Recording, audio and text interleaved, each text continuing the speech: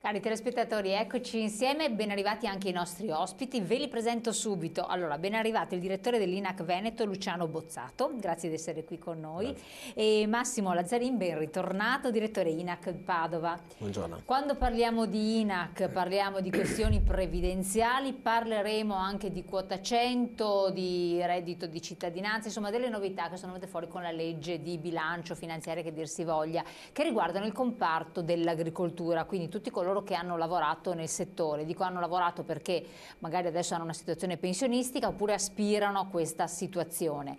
Parleremo anche delle donne, naturalmente, insomma ci saranno interessanti novità da comprendere. E allora, per inquadrare un po' la situazione, per vedere se il settore agricoltura è felice oppure no, voglio chiederlo a lei. Che cosa ne dice? Come ne siete usciti? Che aspettative avevate? Che cosa ne emerge? Allora, innanzitutto vorrei precisare una cosa, non perché gli agricoltori ormai sono pochi, ma sono abbastanza, sì, ma non sono tantissimi. Sicuramente è una categoria, insomma, rispetto a altri lavoratori in rappresentanza minore. Però dico questo perché il nostro patronato, soprattutto negli ultimi anni, infatti ha anche cambiato nome, Istituto Nazionale Assistenza Cittadini, perché non ci occupiamo solo di agricoltori ma anche di cittadini. Dico questo perché proprio anche... Quindi chiunque, non solo chi è del settore agricolo può rivolgersi a voi. Qualsiasi persona, qualsiasi cittadino. Lo dico perché queste misure che sono uscite da poco, molto recenti, giovedì scorso, interessano anche gli agricoltori, ma in gran parte tutti i cittadini, quindi si parla quando si parla di cittadini, di lavoratori, non lavoratori e di pensionati. Ecco, sui pensionati per esempio, sicuramente i pensionati in agricoltura sono tantissimi e queste norme che sono uscite da poco, sì, noi abbiamo qualcosa da dire che dopo durante la trasmissione sicuramente lo diremo, soprattutto per quanto riguarda la pensione di cittadinanza. Cosa vi aspettavate, visti i presupposti che ne emergesse? Ma quello che ci aspettavamo noi è sicuramente una cosa che, soprattutto per i pensionati, noi le battaglie che stiamo facendo per i pensionati in agricoltura sono gli aumenti delle pensioni minime. Le pensioni minime adesso sono a poco più di 500 euro, da tantissimi anni noi andiamo avanti in una proposta che è quella dell'aumento. Portare le pensioni minime almeno a 650 euro. Il governo di adesso dice che ha dato una risposta anche alle pensioni minime, noi diciamo che ha dato una piccolissima risposta, molto molto piccola. Perché? Perché dai primi conteggi che noi stiamo facendo, dalle prime valutazioni, avranno diritto a questa pensione di cittadinanza i pensionati che hanno più di 67 anni e che vivono da soli, quindi un pensionato da solo che ha una pensione minima può avere anche una casa in affitto, sicuramente non deve avere proprietà di un certo tipo. È già difficile perché molte volte bravissima, la famosa è casa molto difficile e quindi ecco si dà una risposta con questo provvedimento molto stretta per i pensionati. C'è l'aspetto che ovviamente è stata anche controbattuta, per cui l'Europa ci ha fatto storia, quindi già questo poco che ha avuto questa bagarre da parte poi degli industriali che volevano loro, insomma cosa occorreva dare a chi non ha, insomma. No, questo è vero, ad onor del vero comunque un qualcosa si è fatto. Attenzione che il reddito di cittadinanza che si sta parlando e che è stato approvato è una, se lo paragoniamo, prima c'era il REI, che era il reddito di inclusione.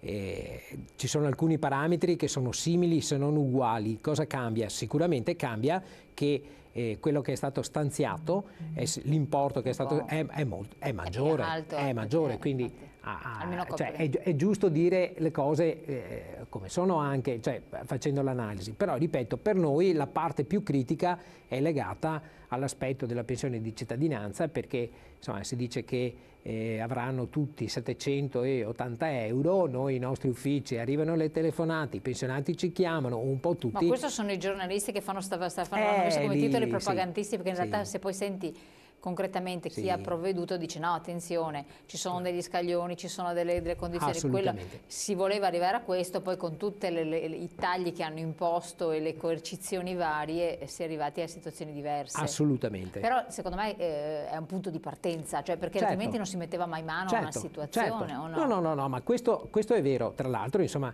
è anche vero che, ma ripeto, c'era anche prima, con il reddito di inclusione, comunque qualcosa si era iniziato a parlare. E attenzione, c'è dopo tutta la parte del lavoro, perché interessa anche tutto il mondo delle persone che sono disoccupate. Ecco, altro aspetto critico è che, almeno da quello che noi abbiamo analizzato così in prima battuta, questa norma è che sarà un po' difficile da applicare. Ci sarà molta burocrazia, molta burocrazia. All'inizio tutti dicono semplice, l'INPS darà il reddito, tutto semplice. No, non è così. Noi siamo coinvolti. Allora, noi come soggetti intermediari, CAF e patronato, saremo coinvolti su questo. Prima sotto tutto l'aspetto delle informazioni, ma dopo anche concretamente con l'ISEE.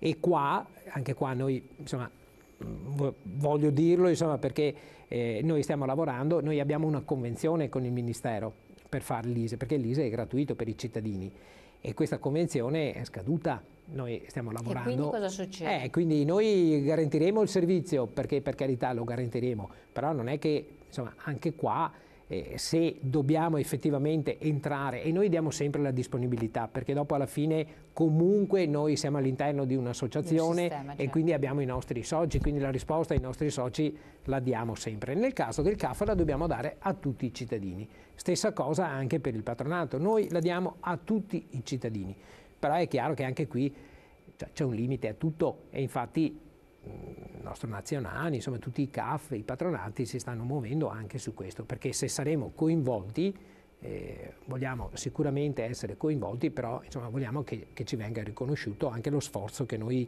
metteremo in campo. Questa è una bella sfida. Sì. A livello regionale abbiamo non dico dei numeri, però insomma delle rilevazioni che ci possono far comprendere un po' la situazione dei pensionati che vi riguardano. Sì, buongiorno a tutti e ringrazio TV7 anche per averci invitato per portare anche a noi la nostra testimonianza come patronato INAC e promosso dalla CIA, la Confederazione Italiana Agricoltori. Sì, a livello veneto abbiamo uffici strutturati, operatori professionisti che sono già in grado di dare le prime consulenze. Ovviamente ci basiamo su un decreto legge uscito giovedì scorso, il 17, ad oggi non ancora pubblicato in Gazzetta Ufficiale, che come sappiamo i decreti legge devono avere un percorso parlamentare e può essere convertiti in legge.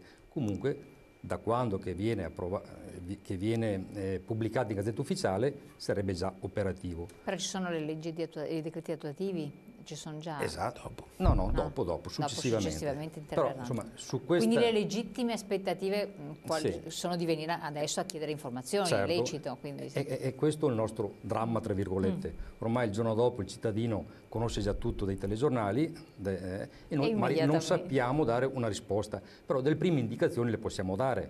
Però volevo dividerle in due, perché il decreto legge è diviso in due settori.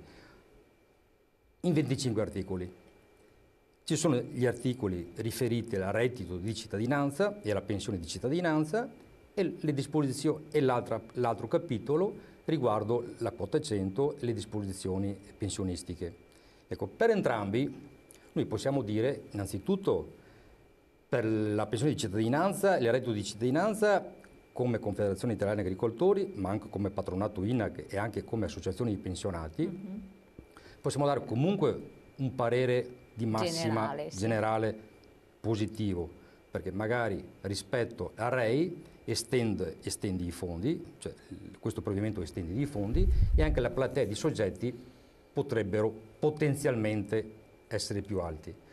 Certo che noi abbiamo presentato più di 100.000 firme al governo per l'aumento delle pensioni minime e vediamo che con la pensione di cittadinanza questo non avverrà. Questo è il primo sensazione che abbiamo guardando i conteggi che facciamo.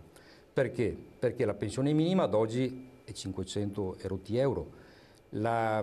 la Carta europea prevede che sia almeno il 40% del reddito medio nazionale, che dovrebbero essere 650 euro. Ad oggi, quello che leggiamo in tutti i giornali, sembrerebbe che portassero tutti a 780, ma non è così, non è così. Per i 780 è per un soggetto che è in affitto. Il massimo, quello che si diceva, cioè praticamente esatto, non deve, che diceva il collega. Con l'ISEE, è rilevabile con l'ISEE praticamente. Esatto. Poi se abbiamo tempo, perché ci vorrebbero anche 3-4 trasmissioni per andare nel dettaglio, però se abbiamo tempo casomai le dettagliamo in miglior modo. Però insomma il massimo che un pensionato solo oggi può avere, un pensionato minimo può avere, che non è in affitto, è 630 euro al mese. Quindi per assurdo, chi meno ha più potrebbe avere? Sì, difatti è questo il concetto che noi stiamo dicendo. Stiamo dicendo che vengono penalizzati i nostri agricoltori che hanno versato più di 40 anni i contributi e vengono parificati a persone che non hanno mai versato nulla in tutto il lavoro. Perché la questione è questa, brava da comprendere, il discorso di aver versato i contributi, perché tanti, essendo liberi, non dipendenti, quindi non costretti con la forza a dare questi contributi, non si rendevano conto che stavano creando i presupposti per un futuro molto drammatico. Le dico subito, allora, in questi giorni abbiamo avuto modo anche di guardare in internet i pareri di altri patronati, di altri sindacati. Certamente noi come patronato INAC è già da 2 anni che cerchiamo di far capire questo concetto qua ai nostri governanti, che siano di destra o di sinistra, insomma. E c'è questo dibattito, anche l'ho visto anche nei siti degli altri sindacati, c'è questo dibattito di queste cifre ballerine del bilancio previdenziale.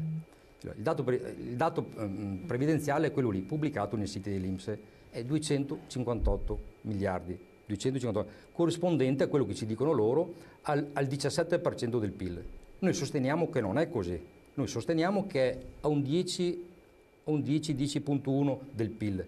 Perché? Perché ovviamente, probabilmente è già stato detto in più lingue, però l'Istat e anche alcuni economisti, perché ci sono proprio correnti di pensiero, si mette tutto dentro, anche la spesa assistenziale, ma la spesa assistenziale è un capitolo che andrebbe allo Stato, non è gravato dai contributi che versano i lavoratori.